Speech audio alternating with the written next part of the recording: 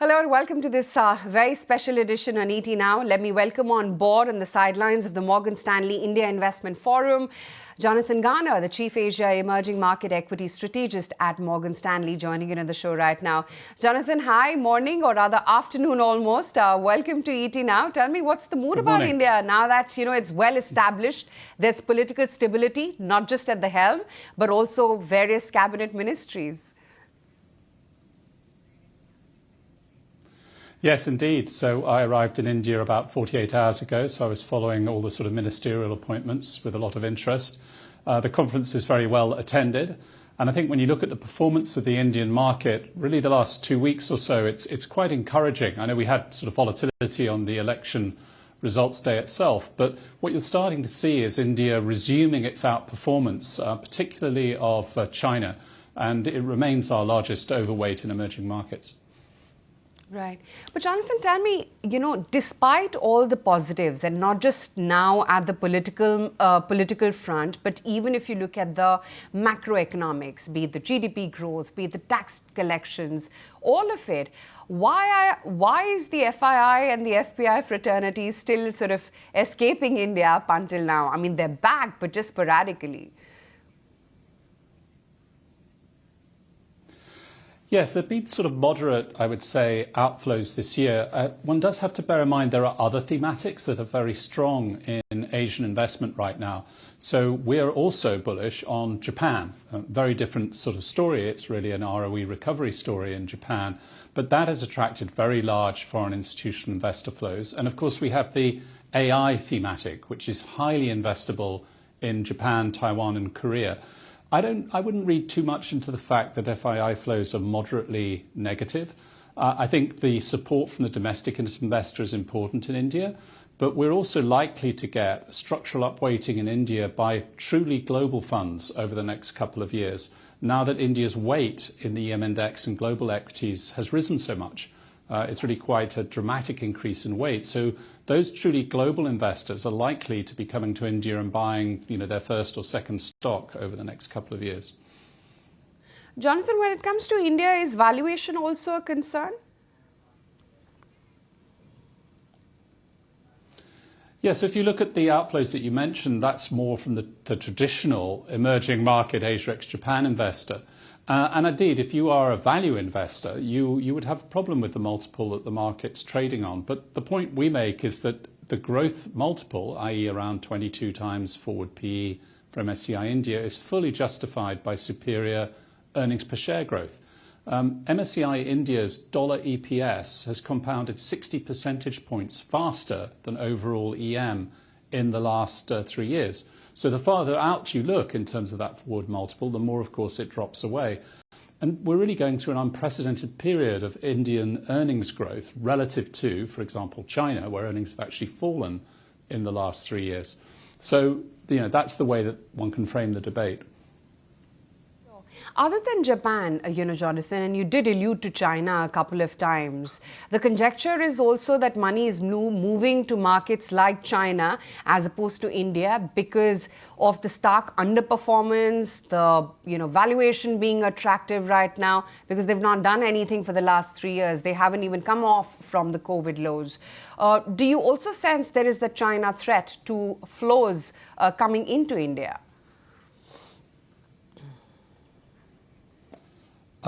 In short, not at all. There was a counter-trend rally in China in April, but that's run out of steam quite badly in the last 2 or 3 weeks as the negative fundamentals have reasserted themselves. So that's nominal GDP growth that's running at only around a third of the level of India, a currency that is more susceptible to weakness than what you see in the case of the Indian rupee. And over sort of everything, we have the deflation of the property bubble in China, which is what's depressing corporate earnings. So, yes, positioning was extremely negative on China in, let's say, mid-March. We had a counter-trend rally.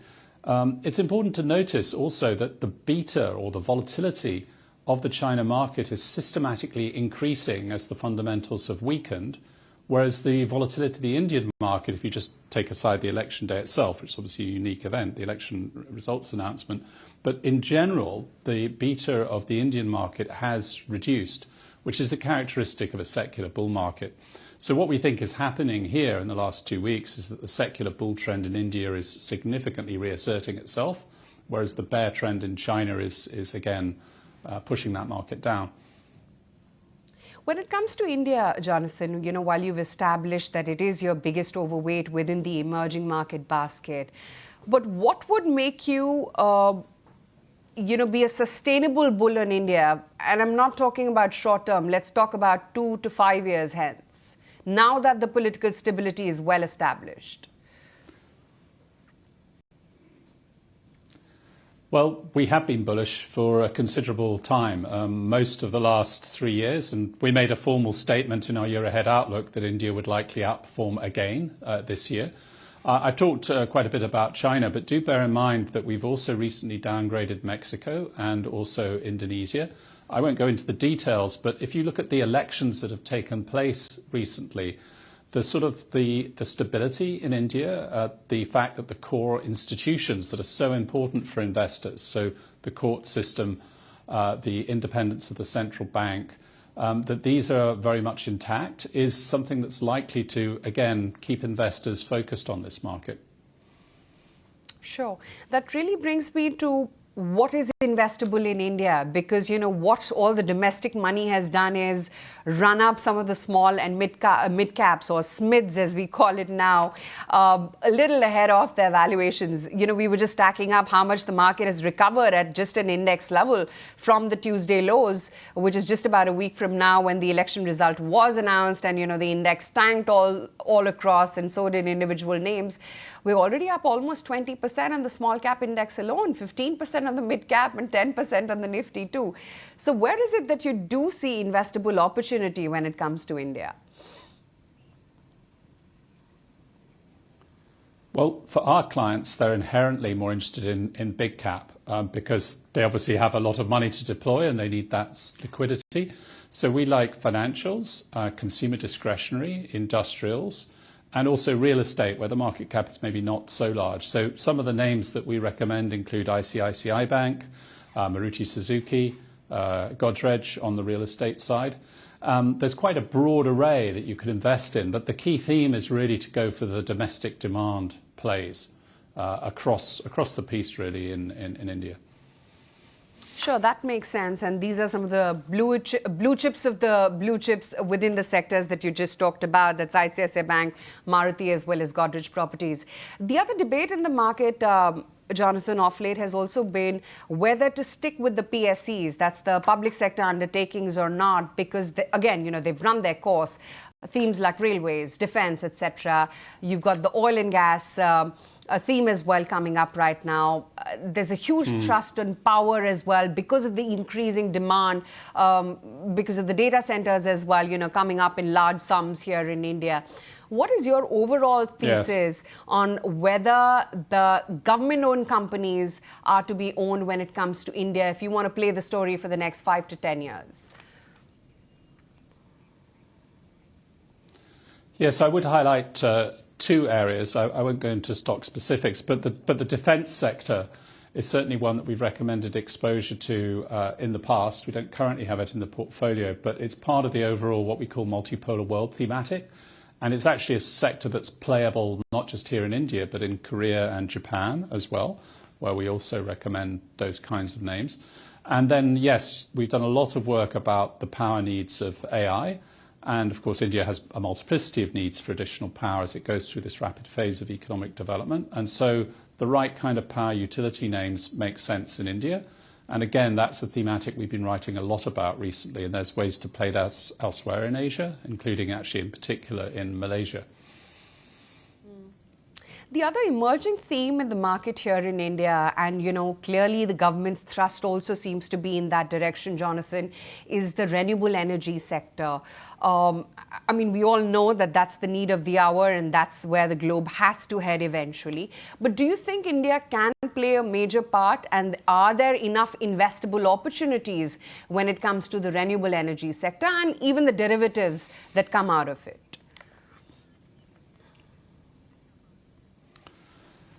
Yes, I mean, that's a sector that is clearly of crucial importance globally. But I think there is a small caveat here that a lot of the equipment supply that goes into that globally is dominated by China. If you think about solar or wind or EV batteries and the whole EV supply chain. And that's where China is very successful. But you are getting this multipolar world dynamic where other countries are becoming concerned about reliance on Chinese technology as they try and make that transition. So that's something that the Indian government is going to have to think about. Jonathan, in your pitch for Japan, you talked about some of the AI companies. I know India has traditionally been sort of the cloud kitchen for IT services here in India. Some of the companies definitely are sort of, changing their skin and now talking about AI. Many of the service providers are getting into their own AI platforms and what have you. But do you really think India can make its mark when it comes to AI? And, can that be an investable theme then? That's one of the things I want to find more about as I visit India on this trip, because there is definitely an investor debate about that. There are some people who think that particularly for the lower end of IT service outsourcing, so basic code writing or data manipulation, spreadsheets, basic call center work, that this will be quite disruptive. And it's a sector where India has been highly competitive in the past. But it's certainly at the moment the companies are guiding quite positively on the effect this is having on their revenues in the implementation phase as this build-out takes place. But it isn't at this point clear to me where this lands longer term as either a positive or a negative. We haven't actually made our mind up on that yet. Sure. Jonathan, what could be the risks to the India bull case? I mean, do you see any risks at all?